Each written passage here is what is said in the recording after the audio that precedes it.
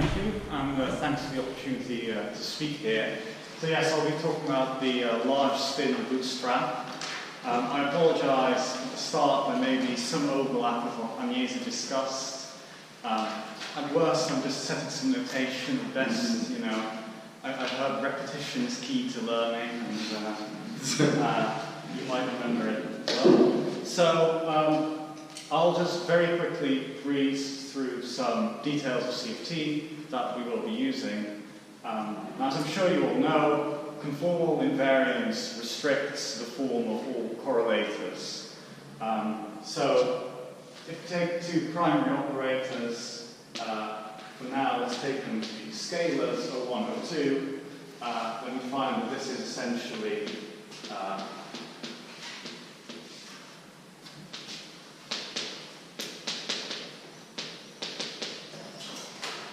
this form, so the 2-point function is fixed, 3-point function is fixed as well, up to an overall constant, well, say equals. But does this mean that also 01 is equal to 02? So I think generally what you can do is you take all these operators with the same dimension, you can diagonalize them. So you can generally take them to only be equal to each other. So then, well, there are some coefficients here depending on the dimensions. And finally, we have the 4-point functions, which is what we will, of course, be looking at, which are undetermined because we have freedom of this function. Now, in general, there are some. If we have non-identical operators, then there'll be some additional factors of their distances here, which I won't reproduce because I don't think it's very enlightening. The point is, we have this one function, and we have the standard conformal cross ratios.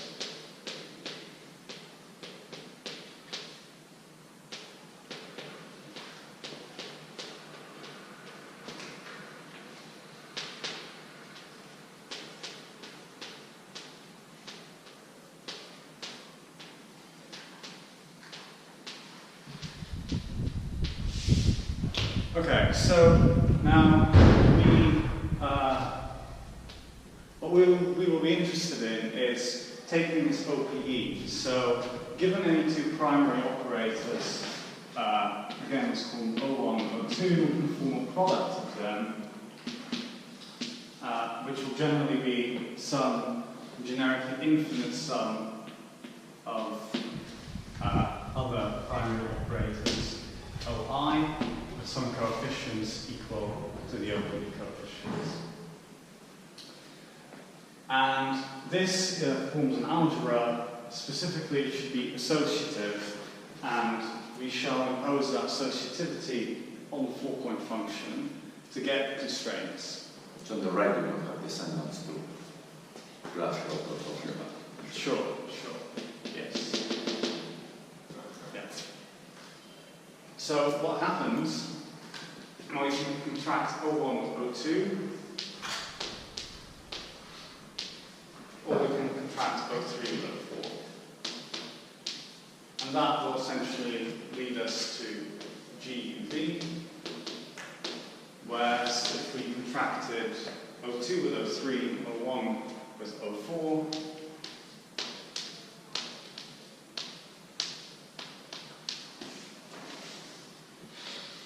we get something proportional to G, VU.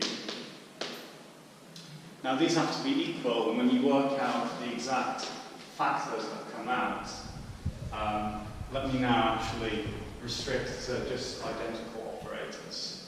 I'll discuss mixed operators later. But in the case of identical operators of scaling dimension delta, the equation we get is simply this. So actually all you're really using there is that the operators all have the same dimension to get the power. To get this power? Yeah. Yes. Yeah. No, Yeah. they are not scalars, but No, the scalar operators are the same dimension. Yeah.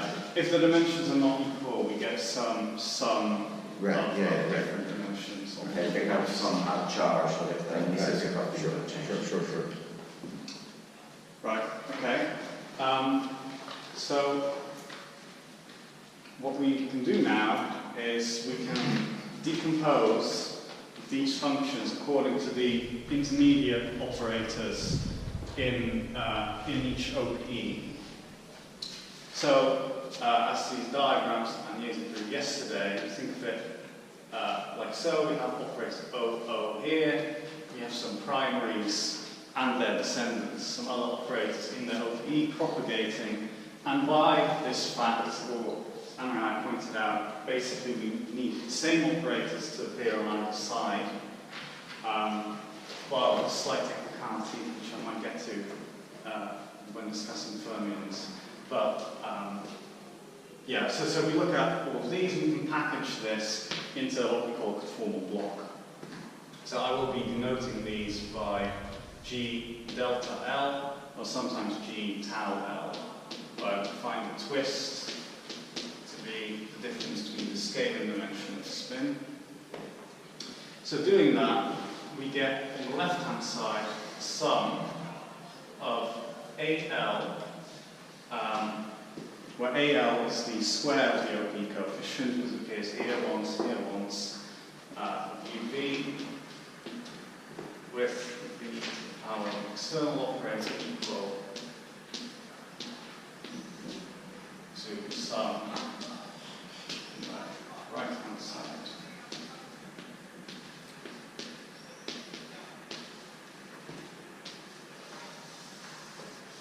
So this is the equation that we will be studying. Okay, so before I proceed, there's just two technicalities that I want to discuss. So first, the thing that I forgot to mention is that we have unitarity bounds.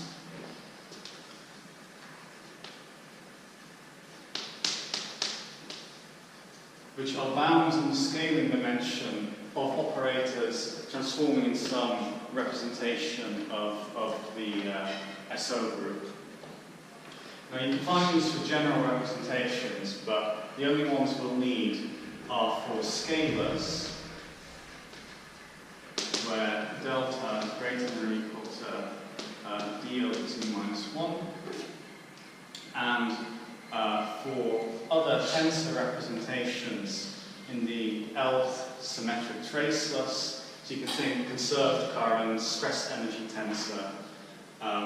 These satisfy, so let me denote that as L, 0. Delta greater than or equal to d minus 2 plus L, or nicer is to write this as tau is greater than or equal to d minus 2. Now the point is that when do we saturate these bounds? Precisely when these operators are conserved. And that's something that we will be using later on.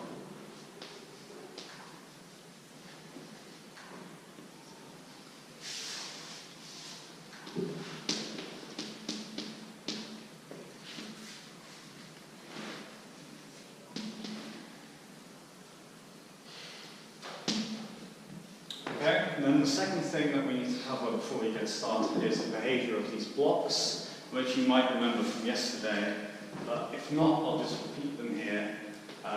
So the small u behavior, we will generally separate out in notation. So it goes from u to the tau over 2 times some function, which I denote by little g, that is finite as u goes to 0.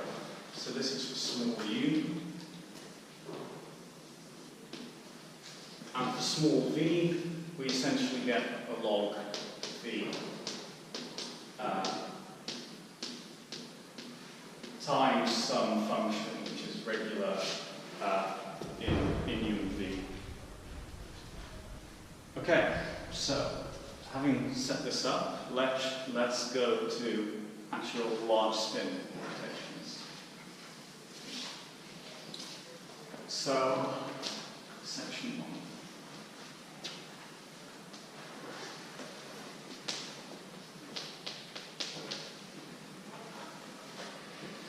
So what I'll be discussing are theories which have a twist degeneracy. And what do I mean by that?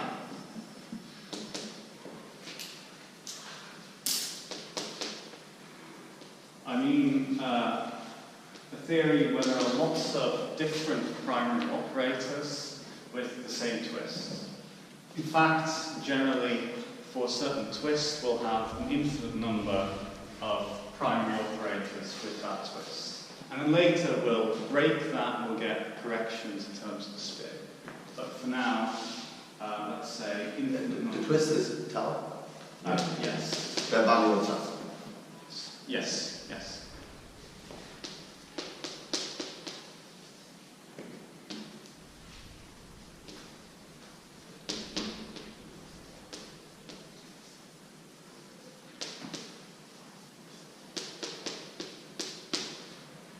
Now, this might seem very restrictive, but it's actually quite a generic statement that's happened. So, for example, Agnès already covered this. If we have some identical operators, then in the OPE we'll produce a singlet, just an identity operator.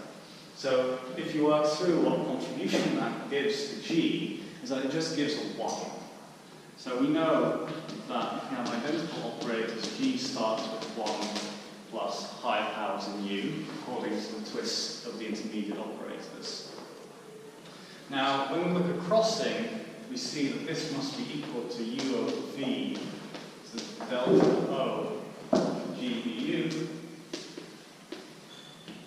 Now, to produce this power in U, if you look here, this, for small u, behaves like log u, whereas here, GVU needs to have a u to the minus delta O. So then we get this argument that to produce a power law divergence in u, we need to have an infinite number of operators which have twist 2 delta O to cancel the power of V. So, you know, we already see, well, maybe we don't need to have that exact twist, but we can have some corrections in the spin that die off for large spin, but there need to be an infinite number of them around that point. So what's an example of a theory that has one of these properties? The free boson. Right? Now, I will be returning to the free boson a few times. Not because our research is currently looking at this, but because it provides a very good example. I'll be talking about the free fermion, hopefully in the second part, which is what we're actually looking at. But there are some complications. I don't know how to go on with this, but I think we've exhausted spin statistics. Okay, so, well, let's write down the Lagrangian. Right, that's easy. Okay, so what's the scaling dimension? Free boson in D dimensions. I'll keep D generic for now. Well, we look at the Lagrangian and say, that's D minus 2 over 2. Okay, now what operators appear in the for example, in the OPE, well, we have high spin symmetry. We have all these conserved currents, JL, which I can roughly think of as phi dl phi. In fact, it's some polynomial of derivatives acting differently on each phi. But schematically, you can think of them like this. So they have twist powers e minus 2, which is indeed true if they're conserved currents. Okay, now what are we going to discuss? So the free boson is not that interesting on its own, but we'll be discussing theories that break this twist degeneracy. So we'll consider theories that are, in some sense, a perturbation of a theory that has precise twist degeneracy. Now, what happens? So let me write down the 4-point function, the free boson 5, 5, 5, 5 gives GUP1 plus GUP minus 2 over 2 plus 0. So the first, read off the twist, D minus 2, that's precisely these currents. And then we find, if we look at the conformal block, for these, we'll have higher corrections in V, which then need to be cancelled by further operators. But we find that tau is equal to D minus 2 plus 2n. Okay? So, now, let's consider a theory which breaks this softly in some parameter epsilon, which we think of as small, which parameterizes the breaking away from this symmetry. So this could be a coupling constant. Sorry, is that right? I thought that the intermediate operators of this particular 4-point function were just the bilinears. Can you have quadrilinears? You might be right, yes.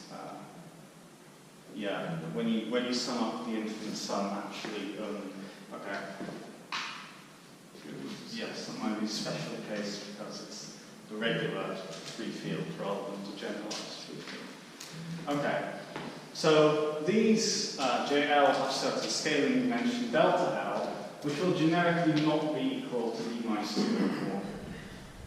But they will acquire some anomalous dimension. And we assume that because this parameter epsilon is small, we can parameterize that and a power series in L. And similarly, the OPE coefficients, which you can calculate from the tree level results, which I'll denote by AL0. So how do we calculate these? Well, you look at this small u limit, you know the precise small v, or the precise v behavior for small u, and you can calculate all these OP coefficients. But they will generally get changed as well. So AL is AL0, and for convenience I'll multiply here rather than add the other to say. Now what will happen, these we can generally expand in terms of 1 over L, or equivalently we can expand them in terms of J squared, the conformal spin, which we define to be equal to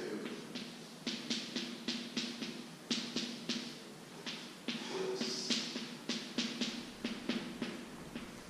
Right, so I mean this is just a shift of L, so we can expand it, and then some results by Fernando and collaborators have shown when we consider these expansions, only even powers of J will appear. It's not a square, but it's square root, right? Sorry? So, is it really a square or is it like on the right? On the right. Also, on It's the right. at the same time. Oh, sorry. Yes. Yes, that should be it too.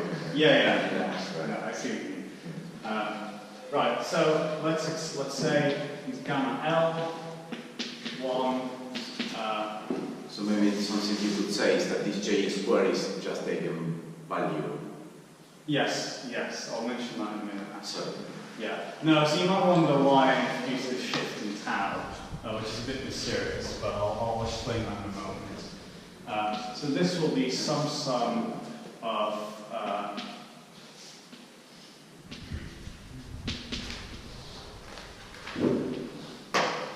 powers of J. So yes, so why have I picked this particular combination? Why don't I just expand in terms of L? The reason being that, as Fernando pointed out, the conformal blocks are eigenfunctions of certain Casimir operators of the conformal group. And in particular, the quadratic Casimir, which I denote by, I think, D2. And so when I act on a conformal block of twist, tau, and L, I pull out, I think it's precisely J squared. No, it's not quite J squared. I pull out some lambda 2, which is equal to something that looks a lot like it. So I've written it already for these.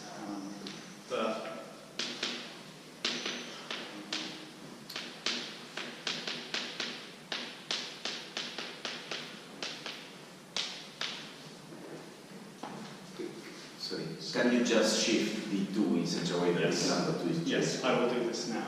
So I can introduce an appropriate shift of D2, which I'll call C, so this is the regular quadratic Casimir, you add a constant, and you find this is precisely J squared. And this should be the key to what we do. So let's now define some functions which we call twist conformal blocks. Sorry, in which sense is the constant? It's a function of d? It's a shift. Yeah, So the shift, it doesn't depend on U or V or differential operators on U or V. yeah, so C is just equal to D2 plus some number times the identity operator. But is the number a function of d? Or Yes. is it a function Yeah. of tau? Is it a function of L? Yes. Yeah, It's not of L. not of L, but it is Tau. of It's a tau. function of tau. Yes. Yeah. Okay. So it is functional. So there is just some, Yeah, I get that. I think the important point, there is some quadratic operator such that C acting on G gives you J squared. Yeah. Yes. Well, but then this, I mean, the nice trick about d2 is that it does not depend on tau, right? Well, Tau and L. there are some nice tricks here that will allow you to Yeah. solve the problems. Sure, but Yeah. let's be honest and say C depends on tau, because that's a very different equation than the one above. That's Okay, sure. There's some tau dependence, yeah. Thanks. So also a question, so are you starting from a free boson here? I will be, Okay, yes. so. But I mean, this equation is general. Yes, sure. What kind of theories do you have in mind? So theories you can form are things like the Wilson-Fisher model. So D also depends on epsilon then? Yes, in that D will depend on, yeah, so there you do an expansion 4 minus epsilon. What I'll be looking at later, which is the theories we've been trying to study, are fermionic theories. So I think like the Gauss-Never model in 2 plus epsilon, Sure. the Gauss-Never-Yukawa model in 4 minus epsilon. But a lot of the language will be the same. So since I'm asking a lot of pedantic questions, and then also add that maybe you should write somewhere that D also depends on epsilon, right? Because otherwise I don't know many theories where you can expand around to free theory and keep the dimension fixed and move. Well, it's like any gauge theory. If you start with a free boson, which would never be engaging very well. Large N critical models without doing any fixed dimension and expanding 1 over N. Yeah, you started from the free boson, right? That was the first part of my question. So what's this? So if you start from a free boson, there's very little wiggle room, that's what I have to say. Sorry, what were you You saying? cannot start from a free boson and move into an intermediate theory, which is still a CFT that is very close, unless you also start changing the dimension of space. So D should also be a function of epsilon. I think otherwise, just Sure. the theories you're using is basically not Sure. Yes. Okay. And I'll keep my mouth shut. Thank you. So you're very close to the quadratic point with the models you mentioned, Gauss-Never and Wilson-Fisher. section, yes? Yes. Both of them are close to the, so there is a small parameter. Yes, yes. So I will explain when we get to those specific theories. But in essence, for example, the gross model, we work in T plus epsilon dimensions. And then as a function of epsilon, we can find a fixed point, C of t, which has some coupling constants that are small when epsilon is small, and reduced to a free theory. So you're developing a formalism that you're going to be able to apply in 4 minus epsilon and 2 plus epsilon, and that's why you don't want to commit to some particular. Yes, yes, exactly. Yeah. And I mean, so I discussed the free boson. I'll give an example in a minute of how to apply this to deduce things about theories that are a perturbation of the free boson. But it's fairly generic discussion. Yeah, actually, epsilon in principle for different model could also be G or 1 over N. Okay. Yeah. So now I define the twist conformal blocks H tau at M, which are equal to sum over all operators with twist tau, or which are twist tau at the degenerate point of the OPE coefficient of the conformal block, except now I insert here a power over J.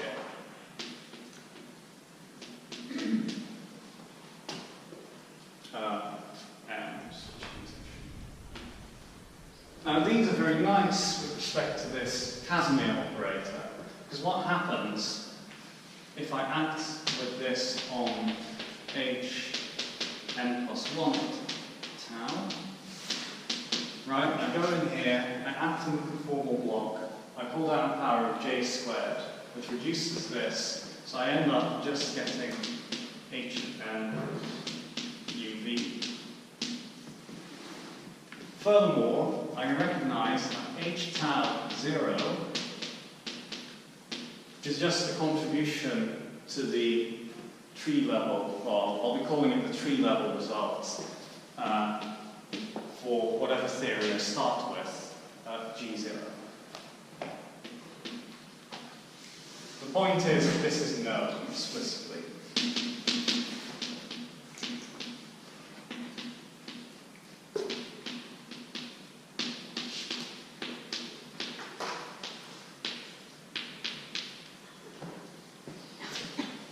So I've got some differential equation for my h's and some initial conditions, so I can go ahead and solve all of this.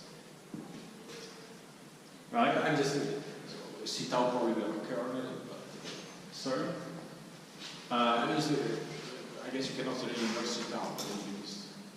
Yes, you usually have to, the first few you can sometimes fix, because, no, that's an H because of the, this condition.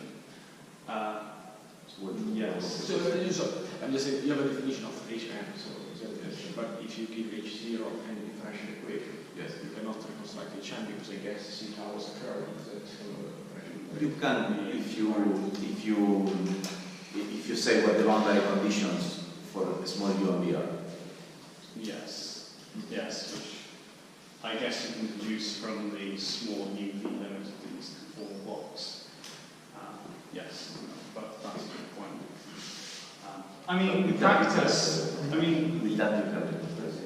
you could just use this definition, right, and try to calculate. And I mean, I've done this for some low-lying M, but at some point you tend to run into trouble.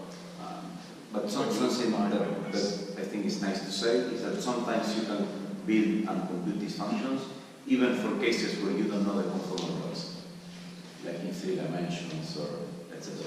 Yes. So sometimes you got those sums, you have a better control than just individual conformals. Yeah, so in 2 and 4 dimensions, we don't always solve it. Well, I guess we do often solve it with this, but sometimes we just sum them directly. But you can do this in any general dimension. Okay, so you can go ahead and then generally solve for these things. Now the question is, why would you be interested in doing that? If you paid attention yesterday, you might have an idea. So we have the crossing equation for G.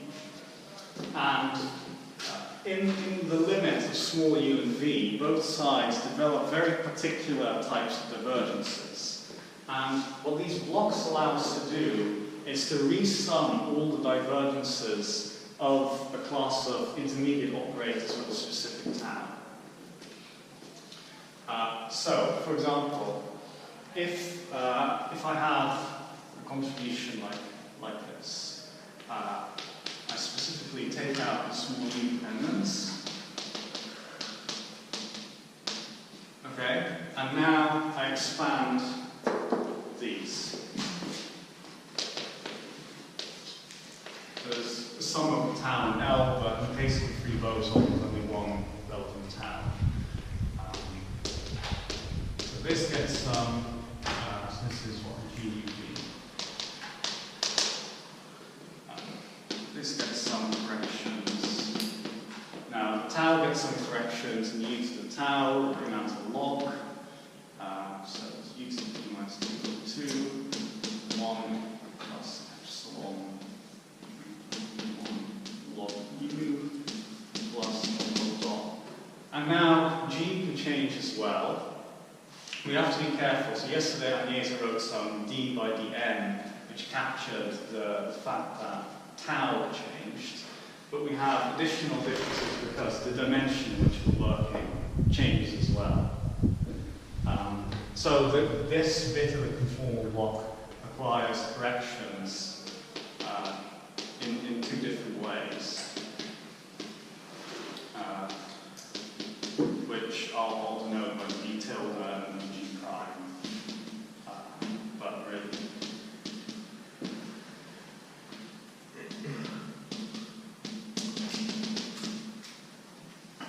Okay, now let's focus, for example, on the part proportional to log u.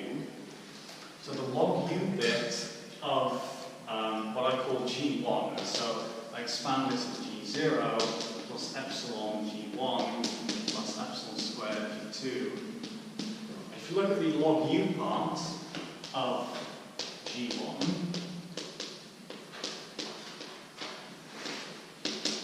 this is now equal to, well, we're only looking to first order in epsilon, so this doesn't contribute, nor do these contribute. And this will be key. We'll generally be able to ignore these corrections to the conformal blocks because the tau here change and because the dimension which we're doing conformal blocks changes. Because we look at very specific terms in the crossing equation.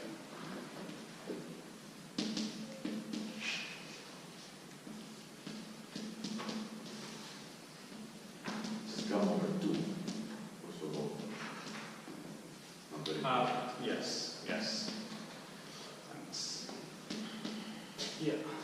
So let me go back here and put a 2 here. Now, this then becomes the sum of rho and L. A.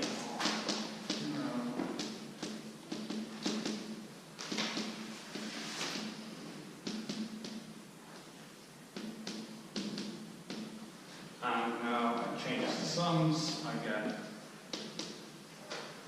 precisely, if I look what the sum of L goes over, maybe it's useful to denote that J depends on L, I get sum of AL0, J to minus 2 rho G, which is what I've precisely defined here.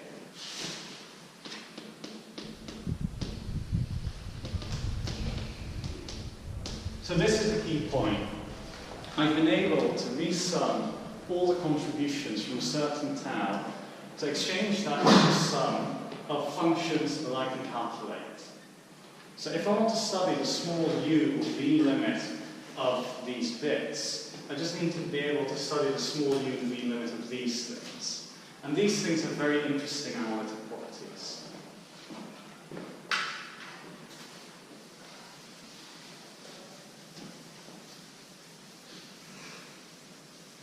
So now I will start talking about the free boson again.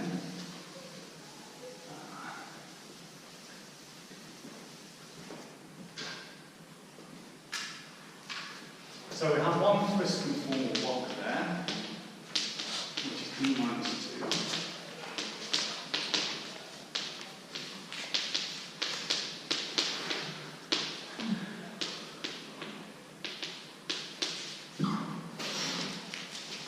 Okay, so let's say I want to try and calculate the anomalous dimensions. So I'll start looking at log u terms in this equation. So I expand them like this, and then I ask, well, I get this sum of conformal blocks. And I ask, what's the analytic behavior of the higher conformal blocks?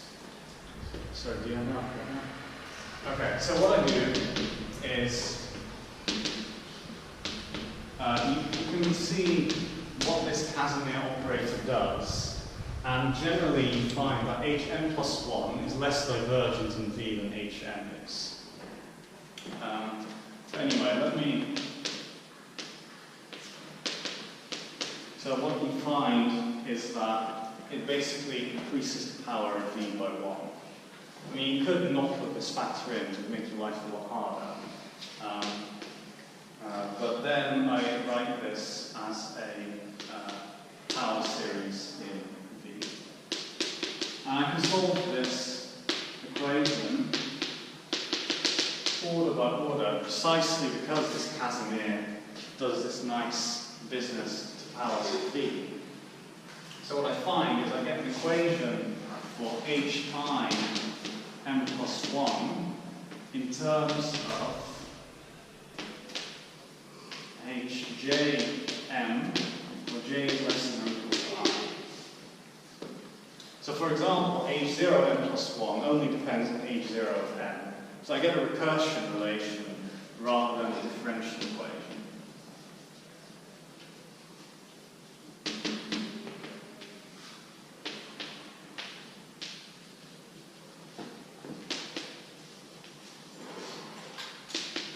And this I can generally solve. So to give a quick example of the type of equation you might find, if we look at the free boson, or generally we set tau equal to d minus 2, we find this.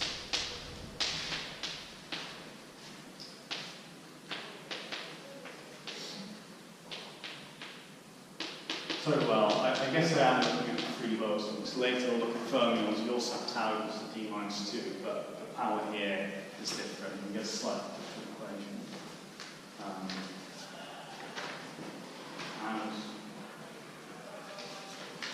For example, this is quite easily solved on the computer as easiest, but you could do it by hand, I guess.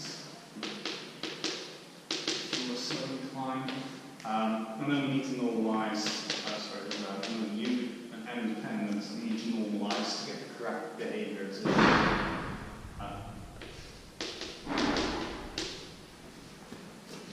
and then using this I can find H1, H2, etc. Now the important part of the discussion of the free boson is that the main divergence in V of Hm for small v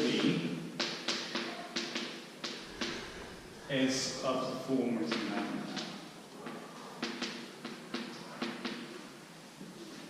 for small v.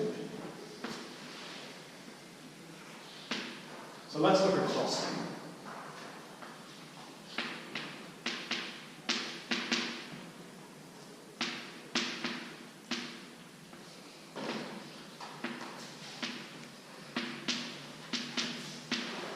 Okay, it's probably easier actually to write this here.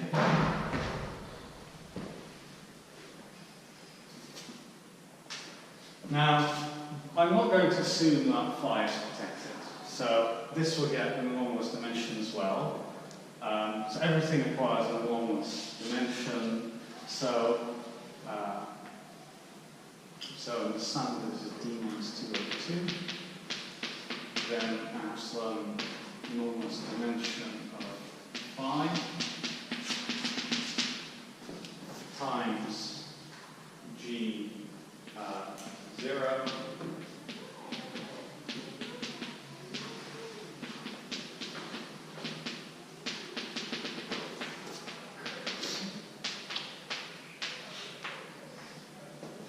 Okay. Now I gather all the terms to first order in epsilon and equate those.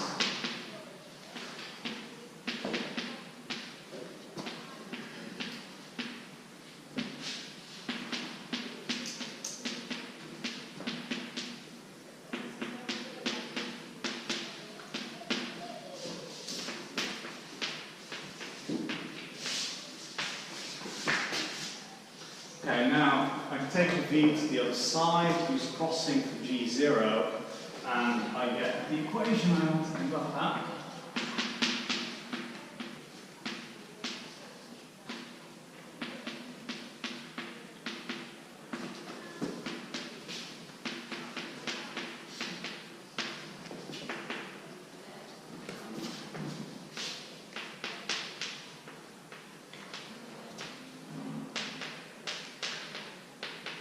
So this is where I use crossing d0.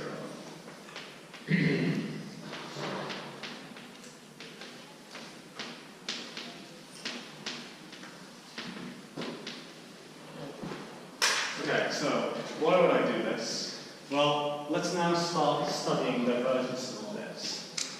So if I pick the log u part, here I get an obvious contribution. Here I get a contribution, and looking at this form, the log u part will come from anomalous dimensions.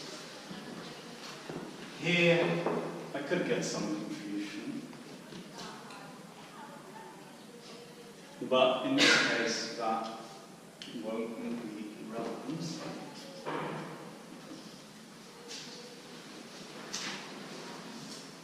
So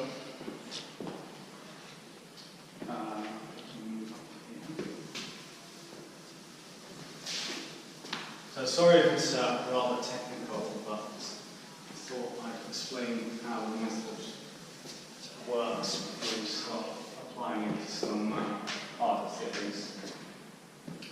Okay, so we look at the log u part. Now, here we've already seen what we get. We get precisely that sum.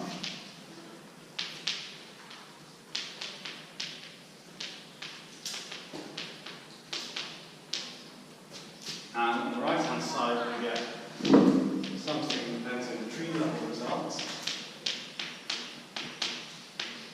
plus something else.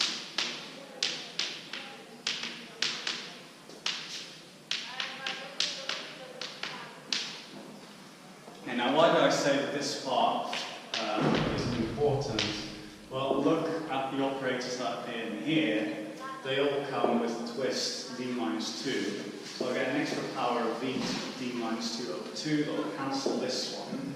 So if I look only at divergences in v, well, what I guess we'll call enhanced divergences, which are divergences that are greater than the divergence of any individual conformal block. So like a log v wouldn't be an enhanced divergence, because I've erased it now, but individual conformal blocks already have that divergence. But a 1 over v to d minus 2 over 2 appears in here. So it must be reproduced here. Now, which term gives precisely that divergence? Well, it's h0.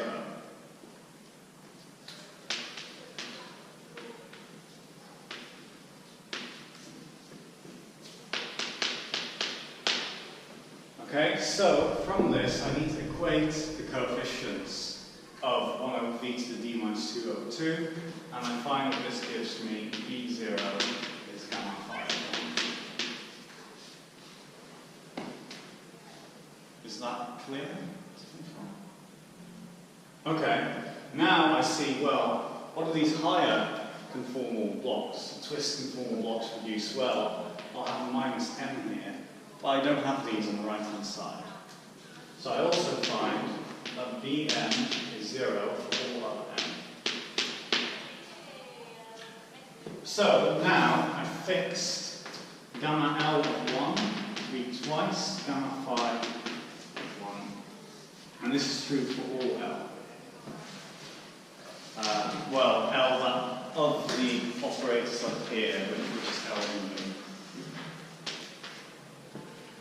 Okay. But now I have an additional constraint. This is a C of t. I have a conserved stress energy tensor. Now, what is that stress energy tensor? Well, it's the current of spin 2 and twist d minus 2. So I know that gamma 2 of 1 must be 0. Because recall that it's conserved only if the unitarity bound is exactly satisfied.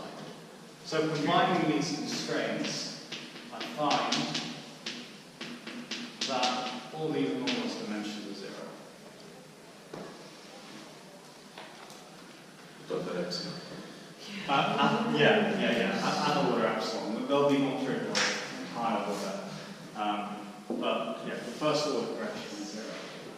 Now, there's one caveat to this, in that this whole story of enhanced divergences about Can you be how you get the last result?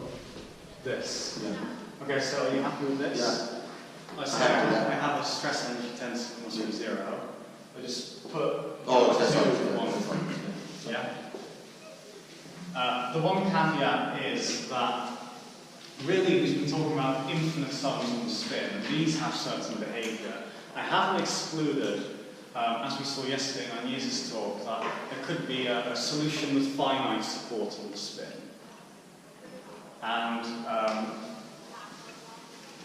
I haven't excluded those, but you'll have to trust me or look at some papers that in general you can exclude these from the free boson, except in dimension 4. So what you do is you look at the log u log v bit, which will get contribution here, won't get contribution here, but will here. You look at the log u log v bit, and you postulate some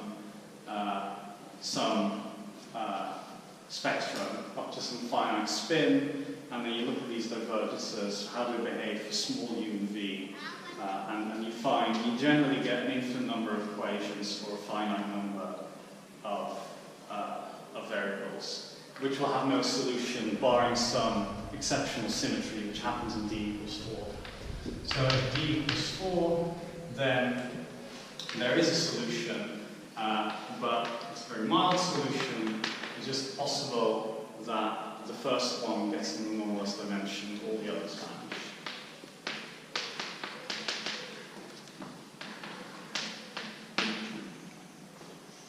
And alpha is arbitrary.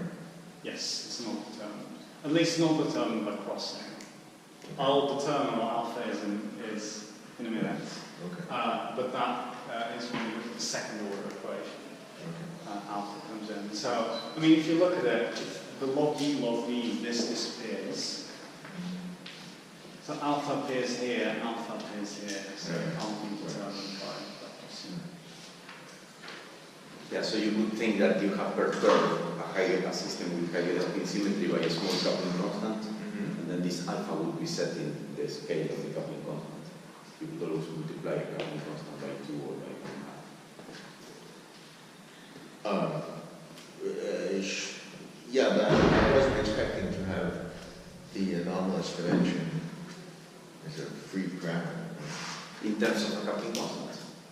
But then, from the point of view of crossing, it's perfectly fine. Because also, Yeah. is Okay. Just one more. In the free boson example, Yeah. imagine that at some order perturbation, at some order in epsilon, I guess, and we have before in the 5 Yeah. and because there is a Twitch order, we doesn't appear. So, that means there is a new, I guess, a new operator that appear with coefficient order epsilon square. Okay. Yeah. Yeah. I mean, that could happen. Yes, but I won't see this at the first order yet, right? Yeah, okay, I'm just... Yeah. No, so I mean, it can happen at first order, a given operator appears in the OPE. Sure, that could happen, but it doesn't affect this expression. Because if you look at the expansion, it can't contribute to the log u bit. At second order, it does matter if something appears. I won't be going into that today. But yes, that is Yeah, possible. but it won't affect any, like, this result. No, that's it, one. yeah, exactly. So actually, before I move on to second order, want to actually discuss d equals 4 separately, and this will be relevant to what I'll be doing in second order. So here, it was particularly nice because I got the precise divergence which I could match here, which in free fermion is not quite this easy. But in d equals 4, we know the conformal blocks, right? So there are conform. So I switched to these z bar coordinates. I'm sure you know how they're defined by now. So it's z bar, z minus z bar, times some function called k.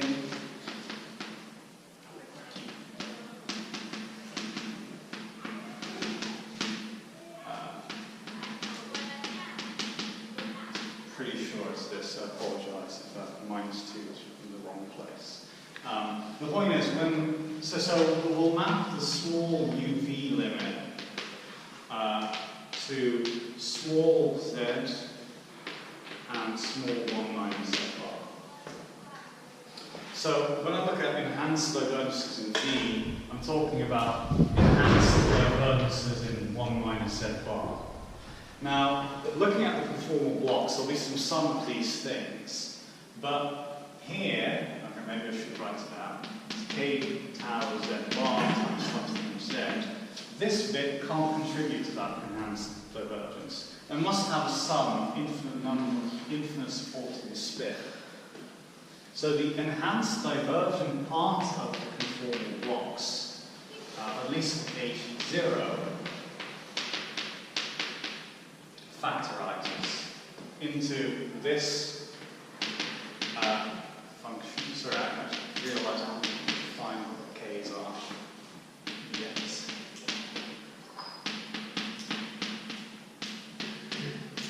These k's are something like z to the tau over 2 and some hypergeometric function in z.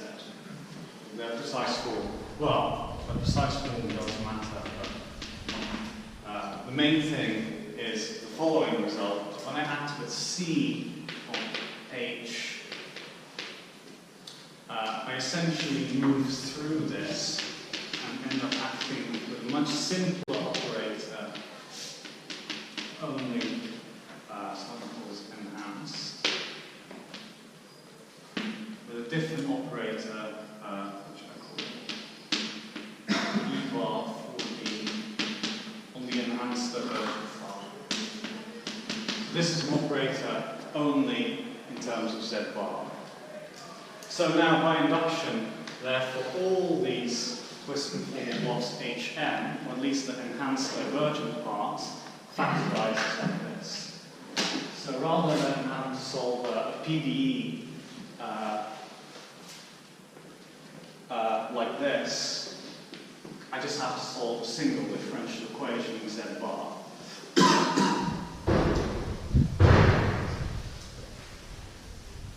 And this is now very nice because this, this operator d bar 4d has some nice properties. So if I want to solve this,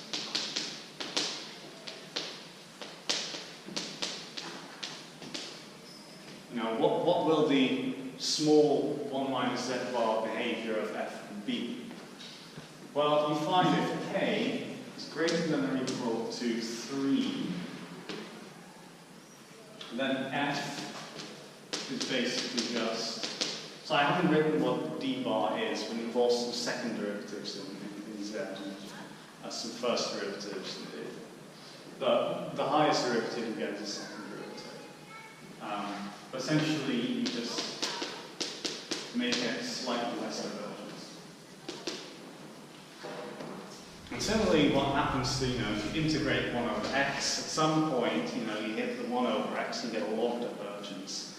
A similar thing happens at k is 2 and 1. And we find that f starts getting pieces proportional to log squared 1 minus z bar. Plus some other stuff. Now, why does this matter? So, I'm sorry, f is related to, what is f is some generic function. function. So I say I have this differential equation.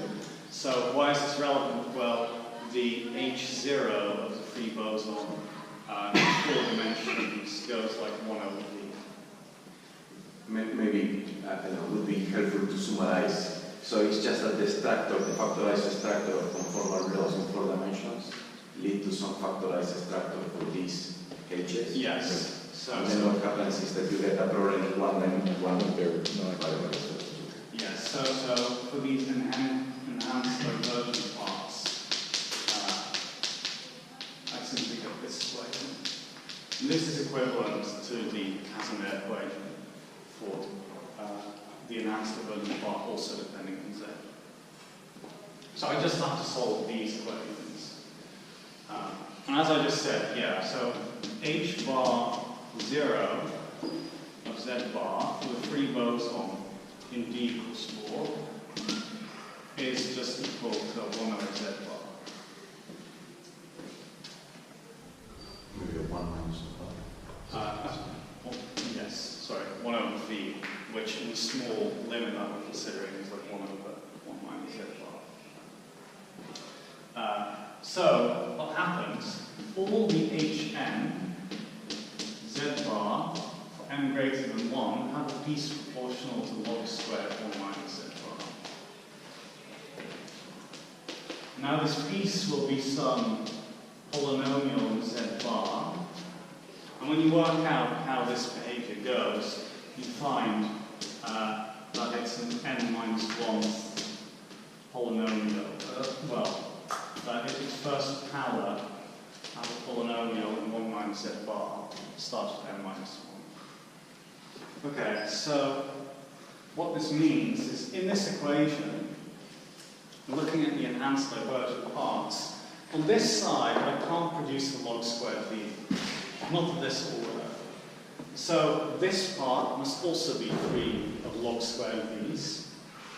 So all of the coefficients of these Hn must be 0, except for the first one. And I get the same result by then matching up the leading behavior. Okay?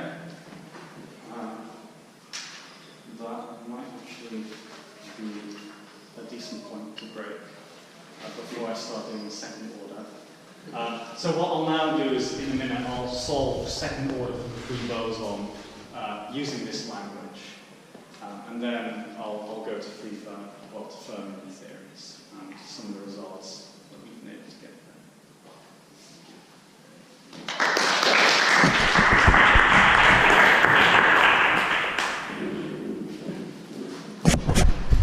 there. So, just to recap, I've shown that the free boson to first order is basically trivial, except in 4 dimensions, where we have this one finite support solution. So let's try and find what the implications of this are to second order, and see what we can actually say about this alpha as well. So I've got the crossing equation here again, and I'll expand it to second order. So I have no first order correction to the dimension of 5, so I can ignore that.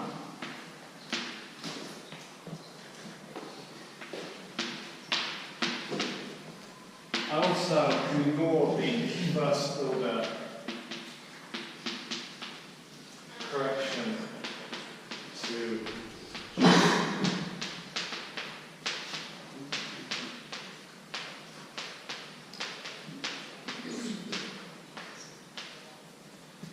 So it's the crossing equation as usual. I pick out the epsilon squared part, which is this times this plus G2.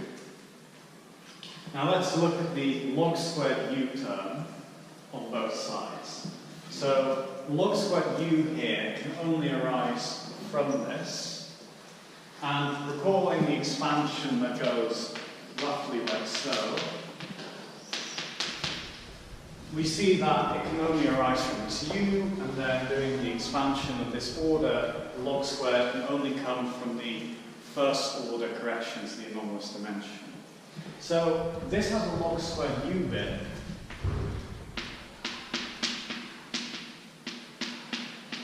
determined by alpha.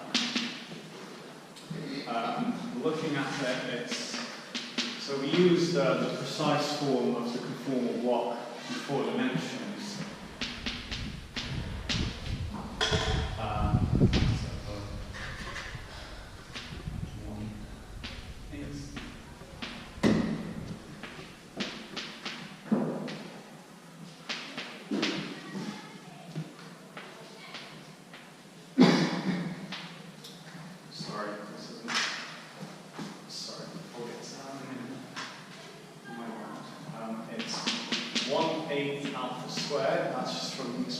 This to second order A0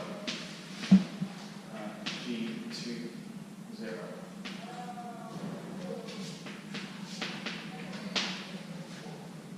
Okay, now I say, well, let's look at the log V bit of this. Another divergence. And now we can use the precise form of the 4-dimensional conformal block to fix this to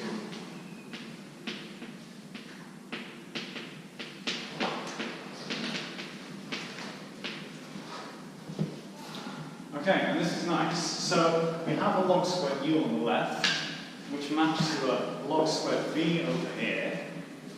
So that tells us something about the log squared v on the left-hand side. So the right-hand side has log squared v log u equal to, so you can recognize this as u maps to v crossing. So this is equal to 1/8 squared v z minus z bar.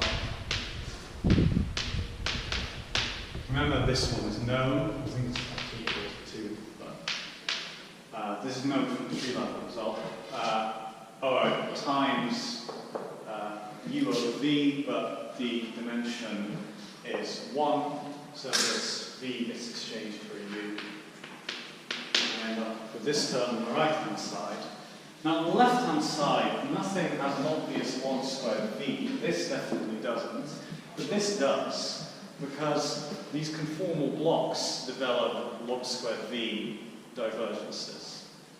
So this time, we won't be demanding absence of log squared v, but we demand the specific behavior of these log squared v divergences. So, looking at that, on the right-hand side, we do have another enhanced divergence, which is from u over v, just getting the tree-level result. So we find that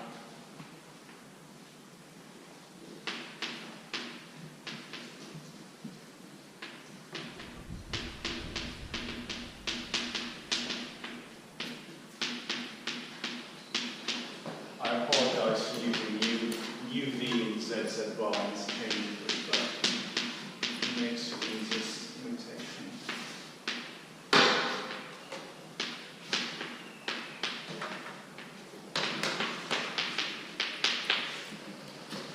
And this we can now solve, because we already know what these things are. We already solved for them previously. And we can solve for all these h's in turn. And we find that, in fact, this means that B0 is again tied to the external operator dimension. And B1 is the first one to have the log squared. We can match it to the minus alpha squared over 2 A0, which is minus alpha. Alpha squared over 4 minus alpha squared over 2. So, putting this together, we found the second order anomalous dimension. Maybe you should say that B2, B3 before the y. Oh, sorry, yes. B2, 0, they're all 0. Sorry, yes, it's very important. Right, so this is now equal to that minus. Now, if you work out what the conformal spin is in 4 dimensions for these operators, it's just L plus 1. And now you might guess what I'll say next. I put L equals 2 and demand that this is 0, and that allows me to fix alpha in terms of the anomalous dimensions of the external operator. If that was what you were asking about earlier. Yeah. So solving for that, I find that gamma phi 2 is equal to alpha squared over 12.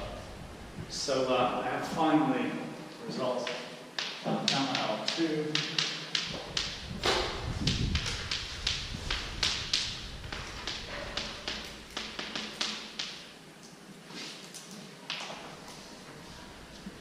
Can I ask a question? Yeah. Just because we had all of this discussion at the beginning with what happens with epsilon, and I'm a little bit confused.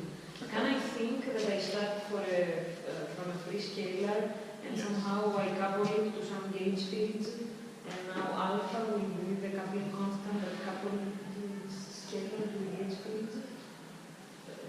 Like quickly at the beginning? Well, generically some small coupling constants, and you don't need to commit yourself too much to what it is.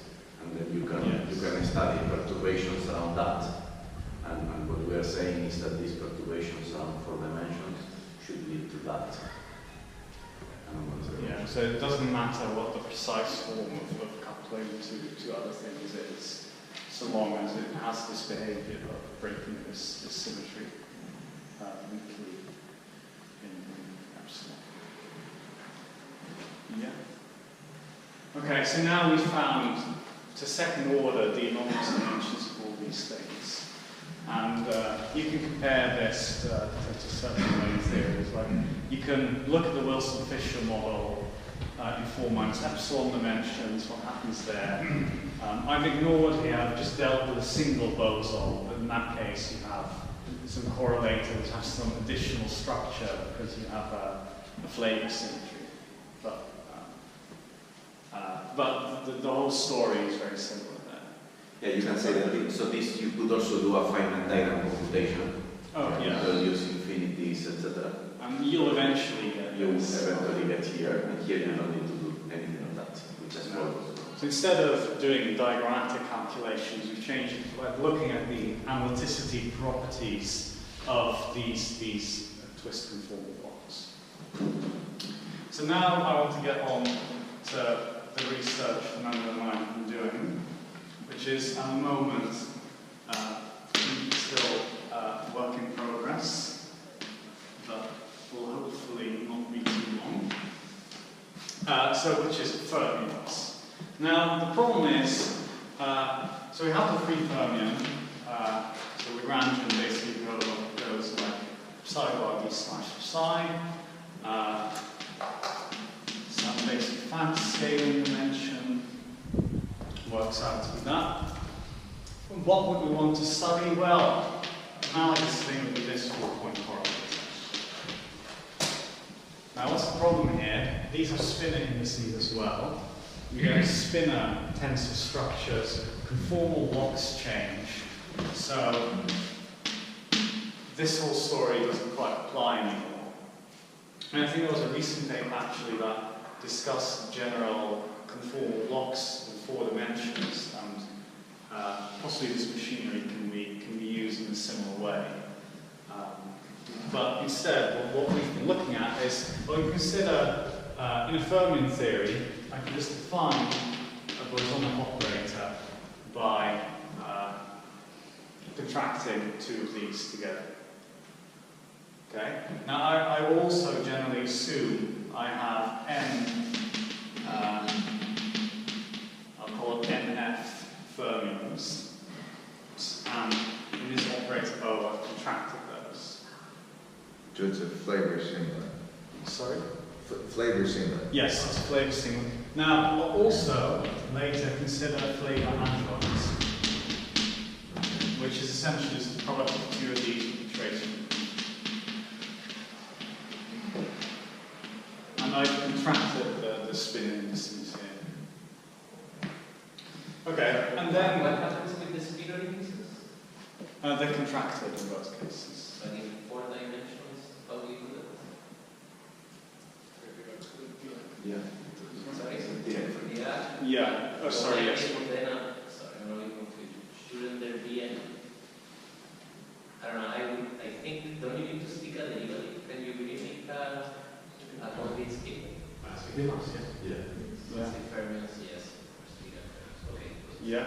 will also have operators with derivatives as intermediate. Yeah, sure. Right, so we can study the 4-point correlator of these O's. Now, what's the problem? We get a lot more intermediate operators. So let me write down the tree-level results for you, and then we can have a look at what operators will appear. So G will be. So by the way, I've got an NF here. Sorry, I'm confused. The 4-point function that you study is not the side. No. Will be O. I'm studying Yes. I will later also consider O adjoint, four of those, all mixed versions of the two. But on most of the discussion I'll talk about this one, because there are some extra complications.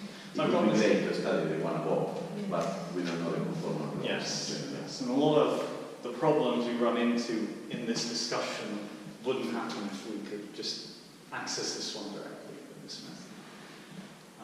So N here is NF times trace over the spin indices. So it's the total number of fermion components. So if you're looking at this in the free theory, you get loads of Wick contractions and you get sums of spin indices. But that's just a technicality. You can think of N as, what is it, 4 times NF in 4 dimensions? You can write whatever number you like, I think. Well, graph fermions have a certain. Yeah. 2, let's say. Yeah. 4. Yeah. I think it's a 2 to the. 3 halves. But it's not a good discussion whether it's times u to the d2 minus 1. And then there are some other bits whose precise form I won't write down, but there's a bit proportional to u to the d over 2, a bit proportional to u to the d minus 1, and a bit proportional to u to the d. So, looking at the powers of u, we can deduce, actually I'll keep this up, we can deduce the twists of the intermediate operators, and then we can have an educated guess of what operators those are. So again, we see d minus 2. And this matches conserved currents, which I'll denote by J lambda, which are very similar to last time, except they have a gamma as well. So these are twist d minus 2, and these are conserved. Because again, you can look at the unitarity bands, and they satisfy these. Then we could, in theory, have one of d. But when you look at the precise conformal blocks, so the conformal blocks last time, we only had these operators that produced the d over 2 minus 1, nothing else. Here, actually, they produce precisely this term. And there are no further operators. So this is entirely caused by the JL. Here, we get quadrilinear operators. So they go now to 2d minus 2. So that they're quadrilinear operators, which operators like this. The problem being that there are loads, the derivatives could be inserted in loads of different places. So these will generally be degenerate and quite tough to deal with. And furthermore, if you find, does it completely explain this bit? And the answer is no, it doesn't. So we have to allow an infinity of them. Okay. So with the gamma matrices, you of course could have gotten other tensor structures as well. Yes, there are as well, but they won't appear in this. They won't appear. Yes, so there's another set of conserved currents which have a different which Yeah, have well, multiple they're- of these gammas and Right. Yes, yes, they exist as well Okay. in the theory. And they just won't appear in this Yes. expansion. Okay. So you have loads of these which correspond to inserting Laplacians into different places here. Okay, so let's look at the bit proportional or caused by these operators. And these operators we'll try to deduce some things about. And inadvertently we'll have to, we'll encounter these as well. So let's first look at 2 dimensions, 2 plus epsilon dimensions. And the theory we want to compare to is the Glossner-Berg model, which we can extend to be indeed 2 plus epsilon. And we're looking, so there's a coupling constant in the Glossner-Berg model, but we'll be looking, so you can solve what the beta function is, find that it does have a 0 as a function of epsilon, and we'll be looking at the coupling constant precisely at that value. So the Lagrangian is that free theory plus coupling.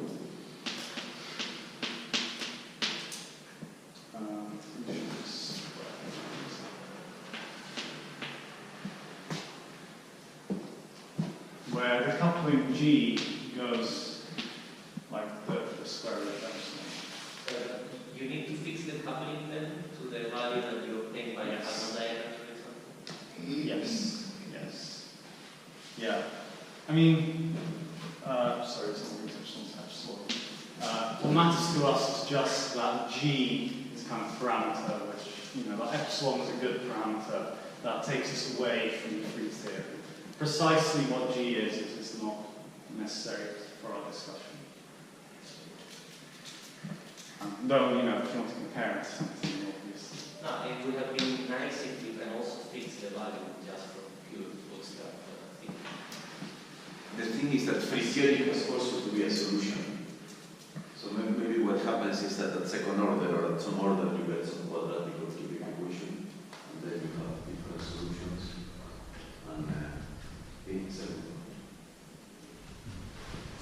Okay, let's study the conformal blocks, the twist conformal blocks for this theory. So, using this 3-level result, we can just solve for the OP coefficients. And it's again some long function involving products of gamma functions. That's not particularly enlightening. Except, and then we can calculate these conformal blocks and we can solve. But now what happens in 2 dimensions is precisely this behavior again. And that's not a coincidence. So you get a similar, sorry, I forgot to mention, 2 dimensions, again these conformal blocks split, they actually split to a Z and Z bar dependent path for this twist. So we have a similar thing again, except we have some operator D bar 2D, which has very similar properties to this. And when you look at the tree-level result, you get another 1 over V divergence. So maybe it's not surprising that we get similar behavior here. So then we look at the crossing equation to first order, and essentially the same thing that will happen in 4 dimensions happens, and we conclude that the anomalous dimensions have to be constant. If you are talking about 2D, in 2D you would also know the block from side bar side, side bar side. So in 2D you would also know the block from side bar side, side bar side. In 2D you know these blocks. I think they're pretty simple. Okay, so you're saying these are known. In 2D. Into the Yeah. Okay. Okay. That's something that's worth looking at then. Yes. So, well, anyway, I'll apply this story anyway. We can already deduce quite a bit just from this, but it would probably... But in this expansion, you have to do an analytic continuation in D as well, right? Yes. So you need to know them away from D equals 2 at least at the next order or something. Yeah, so It depends what precise form the equations will take in that case. Like in the four-dimensional case, I was just really dealing with four-dimensional blocks because the terms I was looking at were insensitive to corrections to the conformal blocks. Remember, the log U, for example, at first order already had an epsilons. So yeah, I need to look at precise form of the equations, but this might be able to... He's not used as well. yeah, some order it will matter. Right. Yes. Yeah. A thing that will matter actually as well is when we consider these mixed correlated, we get even more corrections to the OPE, to the conformal blocks because the external dimensions are more equal. And that actually matters quite a bit, but it's very technical what happens there. Yes, so when we look at this, basically because these have the same behavior, and the crossing equation takes the same form, we find the same result, that gamma L1 is a constant,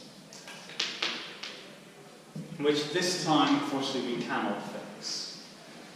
But, well, we can fix it at 0, but we can't relate it to the external dimension. So this one is constant, and must be equal to 0.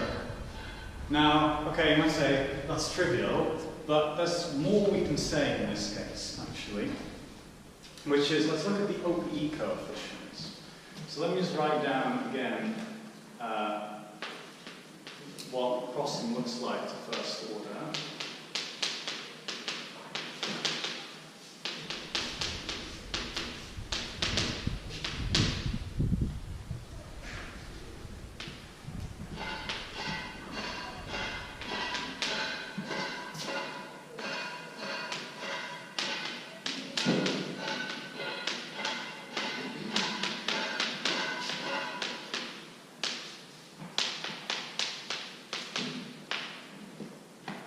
Okay, so let's look at the log U term. We've just shown this has no log U. This has no log U. This does, so we have here a log U. Specifically, this has a 1 over NV divergence. So if we look at the part that goes with log U over V, on the right-hand side, that must be 0 as well, which means that there must be a part in U G1 VU that goes like log U, so in this goes like log U over U. If you look at the precise coefficient, it must be a bit like this.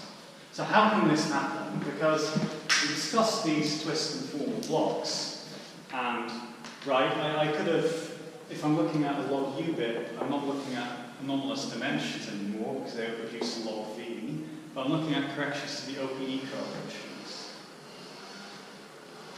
Now, how can this happen? And the thing is, here we were a bit restrictive with these twist and formal blocks. We should also consider more general twist and formal blocks, where we allow some dependence in the log of J. So we also have to consider blocks that look like this.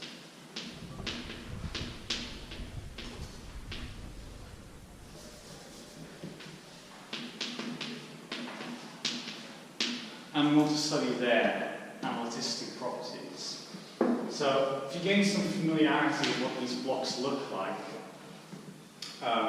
you roughly expect that the insertion of the log will just produce a log V divergence. So for example, if I take just a log J and nothing else, I would expect this to go like a log V over V. Now if I inserted a log j over j, I would expect it to go like, well actually that's quite nasty. I might get a log right, because I already get a log squared v and a log v at all. So maybe one comment is that this is very easy to understand if you take this thing for all m and take derivative with respect to m. Because if you have a 1 over j to the m and add with derivatives, that produces log j. Yeah, so the way we actually calculate these things is indeed by taking all m and basically continuing in m and taking derivatives at 0. So there are some subtle analytical properties in that these recursion relations that you find, some of the multiple solutions which are analytic in different parts of the plane. But you can work it out, you get a term like this. So what we're saying now is that the OPE coefficients have some log j behavior. So the AL1 have some log j. Now, this term doesn't just contain a log v over v, it also contains log squared v terms, which is a lesser divergence than this. But again, by standard argument, first order, we can't have these appearing. So in fact, we must have more of these conformal blocks to actually have these log squared v divergences. And we can solve precisely for their coefficients, order by order in V. And we find that, in fact, these are proportional to harmonic numbers. So we find that they're equal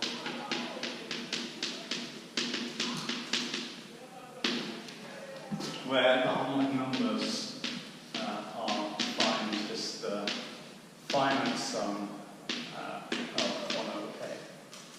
So, it's like log j plus some corrections, because you're approximating this integral there some.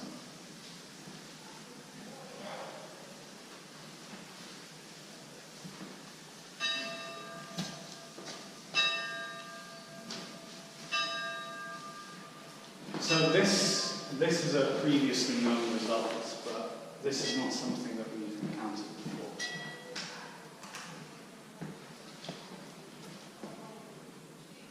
Okay, now you might ask, what do the... So these are the side, the fifth term? Sorry? This, confused about which of the coefficients are those on this? The OP coefficients of these. So I've expanded these as a, maybe I should have added another index to indicate what the twist is. So A, say 0, L.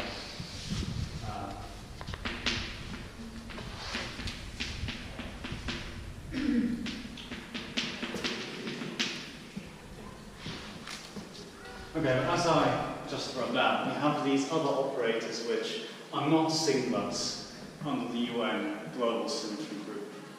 So we have these adjoint operators.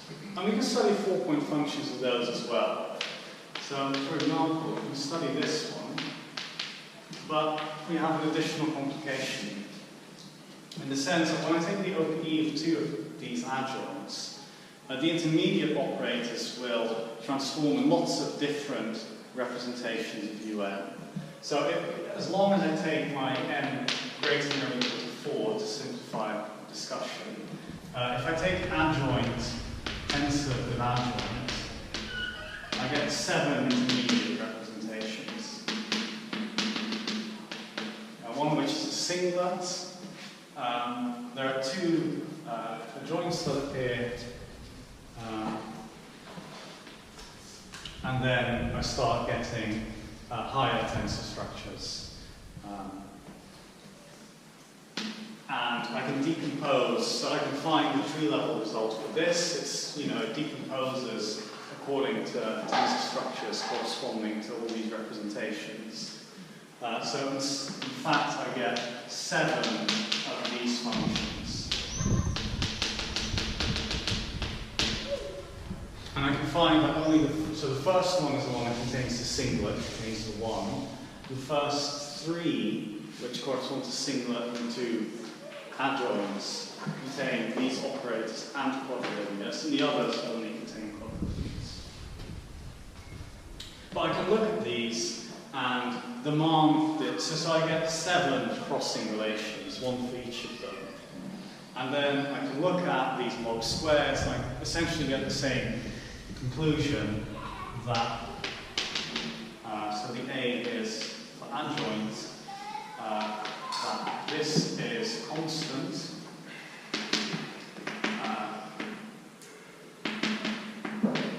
L even, and it's a constant.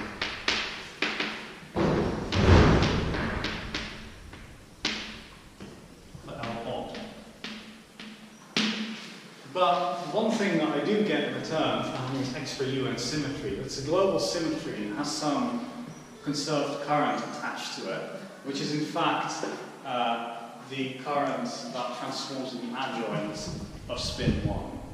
So if I want to form these operators, they essentially just get in a sense like that. So I expect to say that this is just 0. But we need to be careful here, because the argument we make relies on these conformal blocks. But work out the conformal spin and you find L minus 1. So our discussion becomes useless if L equals 1. It's only for this tail. So we can't actually really say this.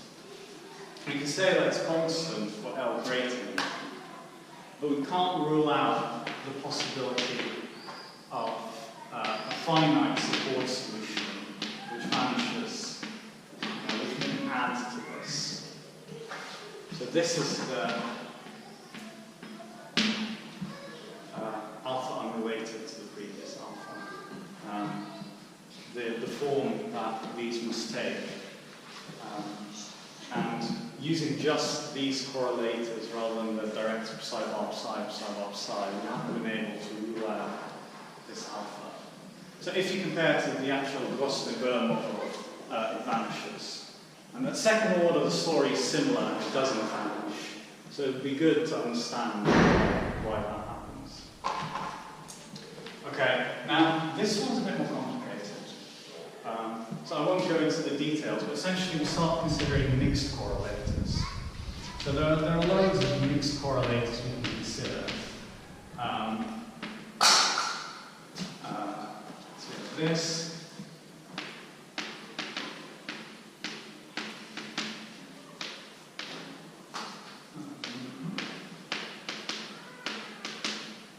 Now recall that crossing essentially comes down to switching first and third operator. So it's essentially only one.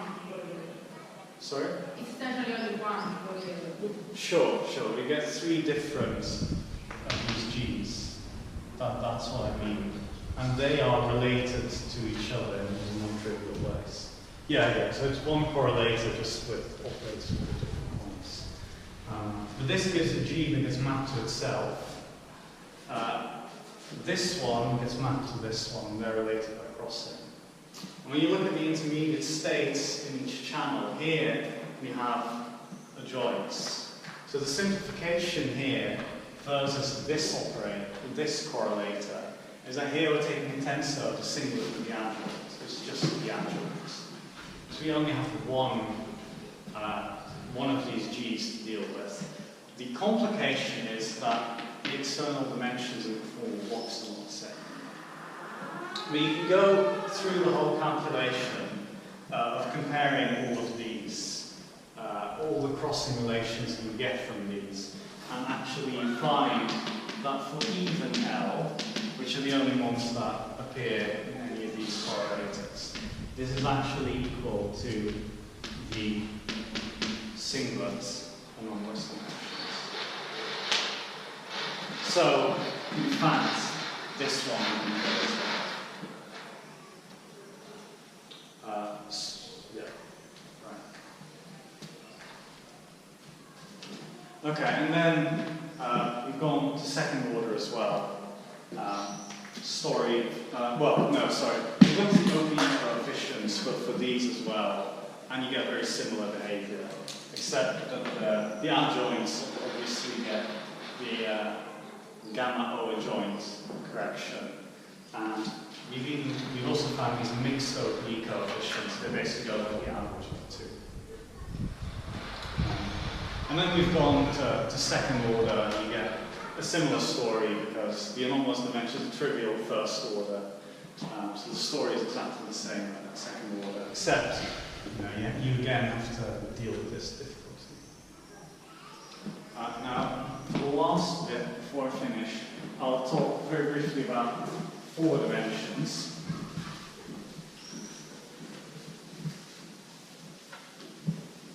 So what we'll consider in four dimensions, or 4 minus epsilon dimensions, is the Grossnet-Loden-Carlon model, which essentially consists of, in 4 minus epsilon dimensions, free fermion and free boson that get coupled when epsilon is non-zero, with some coupling constants that.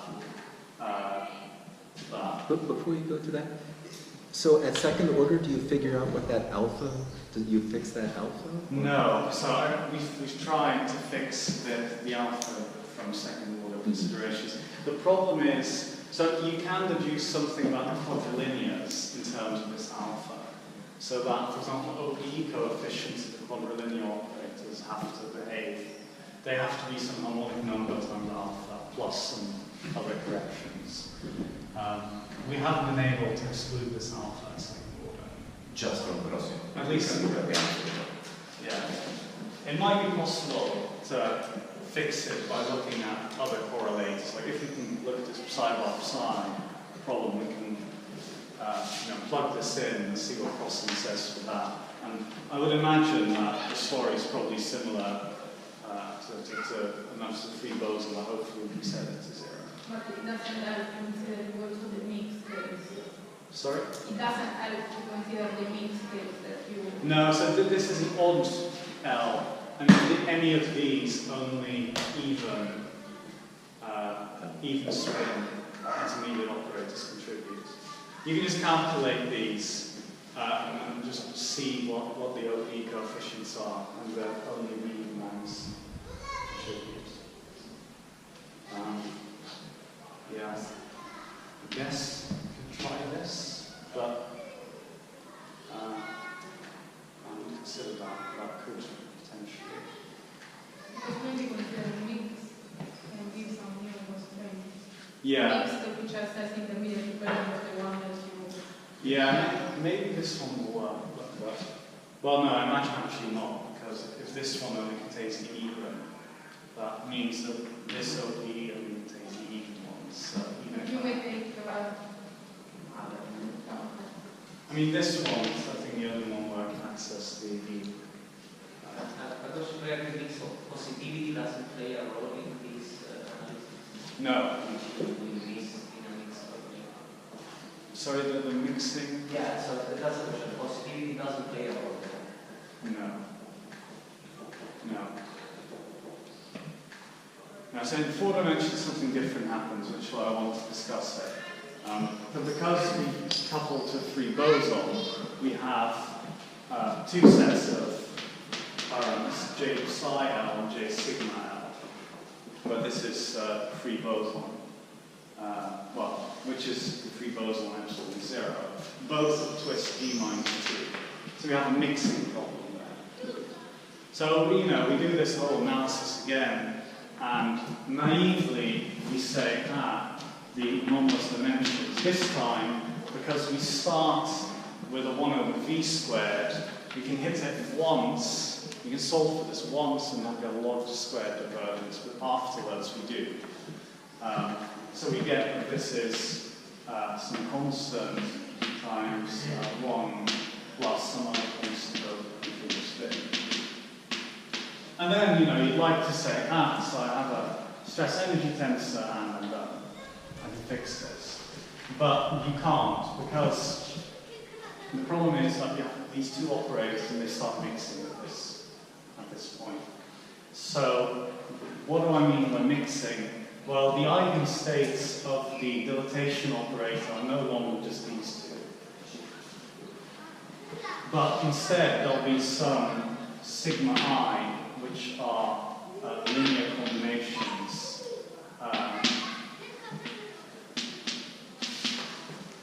So,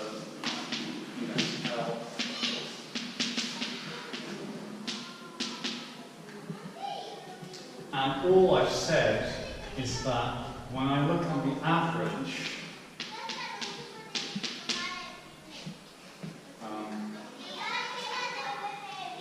look at the average of how O couples to these. So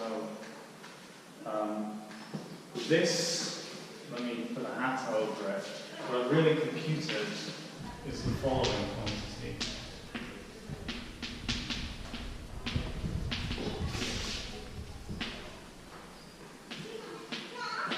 So these are the eigenstates that have some lambda IL anomalous dimensions. And really this is what this quantity. But I don't know these, I just know that one of these has to be the stress tensor, and at L equals 2 has to vanish. So instead I have essentially some matrix of anomalous dimensions. The eigenvalues of which one of them must be 0. And what I found is that this here, so I can work through, what this means for gamma 1, and you can find that's just equal to A1. So I've just found that this is of the form C1 1 plus D of L. Now, I can do the same trick with sigma, because I discussed the free boson earlier, and I just get another constant, and I can actually fix what that constant is. And earlier we set it to 0 as the stress tensor. We can't do that now. So we can fix that. But we don't know what these off-diagonal terms are. Yeah, probably we're considering O sigma sigma. Yes. Vectors. Yeah, but then we need to start going to higher order as well, because they only start coupling the first order. So for that to appear in this consideration, we need to go to at least order epsilon squared. We haven't been able to deduce what these are. We know that it's symmetric, but the only thing we can deduce is that the limit L goes to infinity is BL equals to 0. Which you can just do because it's a 2x2 matrix. You find its eigenvalues and these are known, there's something like they have been computed using diagrammatic. Yeah, so this was computed by Young and collaborators like 3 months ago. Yeah. The matrix, and he did these two agree exactly with what was in symmetry tells you. Yes. So they have used Feynman diagrams and they need to regularize. Yeah, but they have been able to find these. So they want to find what these are. And then when you diagonalize this, you find the eigenvalues are horrific in terms of square roots. I mean, I think it just comes down to solving some quadratic equation, but it's some very non-trivial form, and you can see that it vanishes at L equals 2. But that's one of the problems we've encountered in 4 dimensions, which was not present for any of our other considerations. Now, finally, just before I finish, you can also study these again. You find that this is true as well, but we can't fix what these are. And we also find for these gamma, for the odd ones, they have to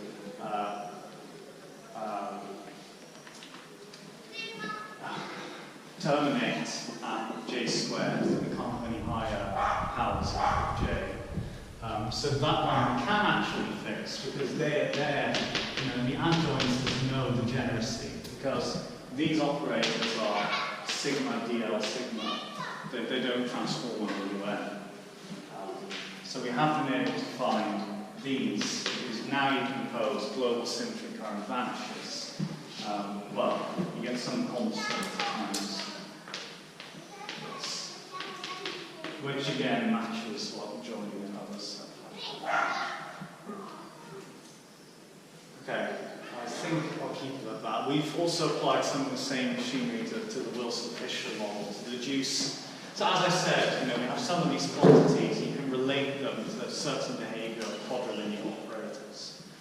We've been able to use that to deduce some things about quadrilinear operators because we've already solved for the free boson.